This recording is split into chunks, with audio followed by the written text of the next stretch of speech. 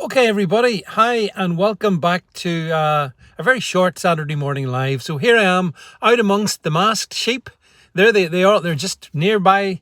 Got their masks on, washing their hands, staying safe from a virus which, in terms of hospital capacity in Northern Ireland, is down into single digits. I think. I'm not sure if anyone's died in the last number of days from any other with any cause where COVID-19 has been mentioned on the death certificate. Not sure about that, but anyway, so here we are, Saturday morning live. And it's always such a pleasure to be out amongst those who are petrified and out of their own existence and determined to comply with whatever direction they are given. You know, I used to think the British people had backbone, but they don't. They are spineless on the whole, and they are absolutely hypnotized by the narrative. So that's the first thing. I complain about this every week, though. So you've heard me, hi, Frog and Hot Water. You've heard me talk about this before, but it's a perennial topic and a perennial annoyance of mine. And I think it will be multi-annual, basically. It is indeed, Aussie says, is a lovely day in God's own country. It is indeed, Aussie. As you can see, I've got a short-sleeved shirt on me. I'm actually out trying to get a bit of sunshine today, actually, and do some outdoors work. Here's the thing. On the way up here, I encountered all these cyclists. Look, I understand cycling is it's good for you. It's a good cardio activity, works out. And so that's good. But I'll tell you what's not good. The fact that just about every kind of minor road is absolutely chock-a-block with groups, absolutely herds of these cyclists. And that's very, I mean, if they're just accidents waiting to happen. They ride in packs, right? They're in packs. So they occupy the road. It means that if you're a car driver, you have to sit behind them as they struggle to go up hills at maybe, I don't know, 10 miles an hour or whatever. And I find it really annoying. I wonder, am I alone in not being very happy about the amount of people out cycling? And then here's another thing about the cyclists, by the way, just while I'm at it. It may be to do with the fact that 1 in 10 of, so roughly 100,000 people here where I live are furloughed. So they've got bugger all else to be doing apart from going out on the roads and annoying people. So that's what they do. Not just weekends, not just a Saturday, but Monday, Tuesday, Wednesday, Thursday, Friday. They're out, they're cycling, they're staying fit, which is fair enough. But it's the fact that they ride in packs and they're two abreast on the road. I mean, I remember when I was learning to ride. Now that was back, admittedly, in the days of the unicycle, but way back in those days, I thought the rule was that you could ride side by side, but if there was another car coming, you would then go into single sort of lane formation. Now I know those days have gone, but it's a shame because it just means cyclists are a bloody menace. Well, that's what I think anyway. I'm not sure. Maybe you're a cyclist, in which case, lols. But still, that's what I think. I think in groups, cyclists are a menace. Don't mind single cyclists, by the way. I don't mind them at all. But and I'm sure it's quite dangerous for cyclists as well because cars are very powerful. even the smallest car you get now is much more powerful than the biggest, most powerful car of 30, 40 years ago. I mean, technology's come on no end. So so irritated by roaming groups of cyclists going around the countryside, basically occupying the road. And they're pretty arrogant. Some of them are pretty arrogant, right? So, okay, we've talked about the mask wearers. We've talked about the people washing their hands to stay safe. God. We talked about those folks. As you may notice, I'm not wearing a mask. And I'm not actually washing my hands because my hands are pretty clean, apart from, oh my goodness, not that, because I've been in the garden centre buying plants, where I shall then be in the garden. So cyclists are an annoyance. On the politics scene, I wanted just to give you a heads up on this one. I'm going to record a video in due course later today, and it won't be on the YouTubes because, well, we can't say certain things on YouTube, but it will be on brand YouTube. So I'm trying to read comments here. The thing is, I'm doing this in landscape, and I'm hearing about economic breakdown. Oh, I'm trying to just read the comments. Oh gosh, I missed that one. What was I saying? I think I've forgotten.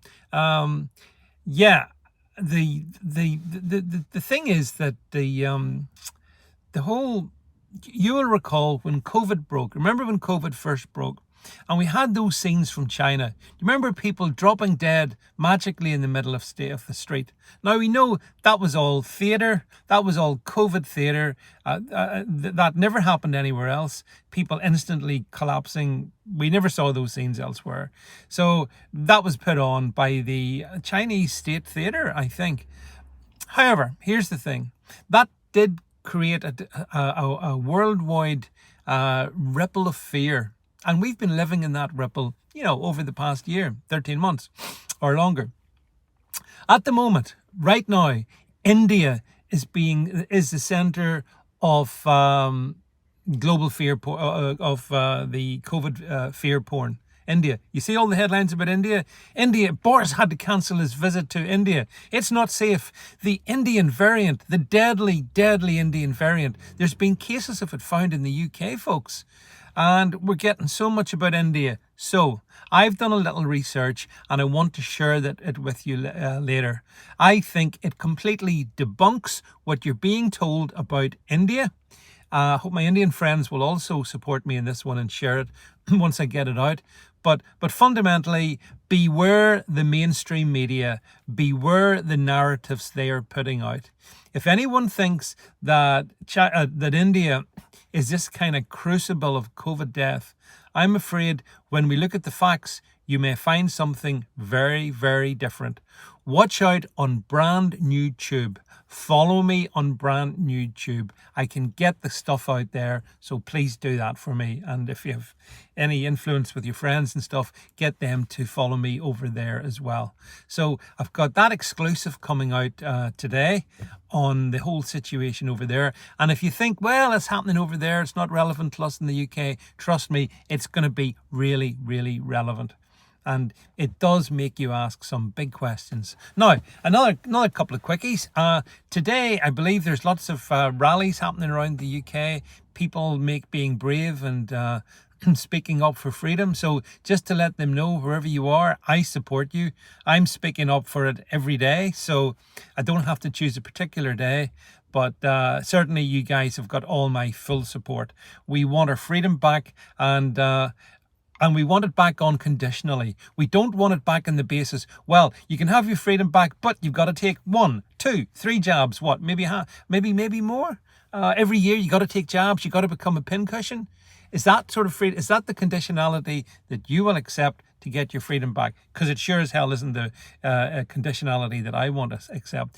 If the hospitals are fine, if the NHS is fine, if all the vulnerable people have been vaccinated, if that's what they want, then fine. That's it. Open up. No more masks. Yeah? No more masks, which is going to be a shock to the people around me who have all got their masks. They're all wearing masks. They're all complying. They're arriving in their cars masked up. What the heck do they think they're going to get in their car? What conditions could their car be in? Also, what condition could those masks be in? That's another thing. But again, we can't talk about some things because this is YouTube, but YouTube is not necessarily always providing the truth, the whole truth, and nothing but the truth. So I don't know what the masks people will do, but the mask should, if the viral load is so low, and did you hear the scientists yesterday saying, we might be able to drop the masks for the summer, but they'll be coming back in the autumn and winter. So hello sheep, you'll be able to get back into your favourite masks come September, I'm sure. And in anticipation of that, we have to make sure the kids get their vaccinations as well.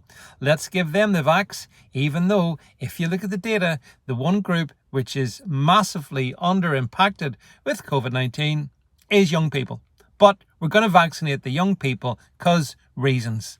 I mean, this is the insanity of the world in which we live. By all means, vaccinate those who are particularly vulnerable and could die if they get the infection. I have no issues with that. I've never had an issue with that. I don't understand why you have to then vaccinate those with almost no risk at all of getting the infection, and then the infection being serious, and then finally the infection leading to death. Those are matters of scientific fact. You can look up the data, even on YouTube.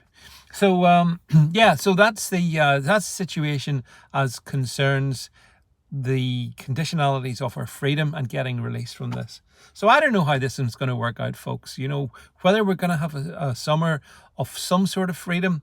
The thing that bothers me, final thing I wanted to say, I'm going to go now. I've taken up enough of your time. But one thing that really bothers me is, don't know if it bothers you. Let me know in the comment thread below. The pubs have sort of reopened in England. Now, they haven't opened where I live, but they will eventually open. And for outdoor pub life, and people seem to be loving it. And this deeply concerns me, because if the price of going into those beer gardens is the installation of the track and trace app on your phone and the provision of your personal information, and perhaps a requirement even that you be vaccinated to get in, and if people are willingly giving that over, then they've accepted captivity. These are slaves who give thanks for their enslavement. And the ultimate triumph of the despot is when the slaves give thanks for their captivity. Think about that, and think about where we are, because I think that's exactly the position that the country has arrived in. The slaves have been in prison for a year. Some of them are I'm just watching children going in here to the garden centre with masks on them. Seriously, kids, masks. There's no mandate for that. But their parents obviously believe that masking their kids up with the attendant consequences is something that they're quite prepared to do. So anyway, folks, it's a funny old world, as Margaret Thatcher said. But do look out for my my brand new tube on the situation in India and the lessons we have to learn and the parallels with what happened in China. Watch out for that. I will put up another actually finished short video on YouTube later on today. And in the meantime, do make sure you're subscribing to my Telegram channel. There's loads of new exclusive content going out on Telegram. So follow David Vance on Telegram, and you'll get new content there, as well as all the other usual platforms, on Parler, on Gab, everywhere but Twitter. Just imagine, who knew that life outside Twitter could be so great? Anyway, folks, thanks for sticking with me. Thanks for your support as always. And I will catch up with you folks later on during the day. But again, if you do nothing else, subscribe to Brand New Tube. Get yourself off the YouTube fixation, and you'll get to hear some real interesting stuff. Catch you later, and let me know what you think below. And if you're a cyclist, sorry. Bye now.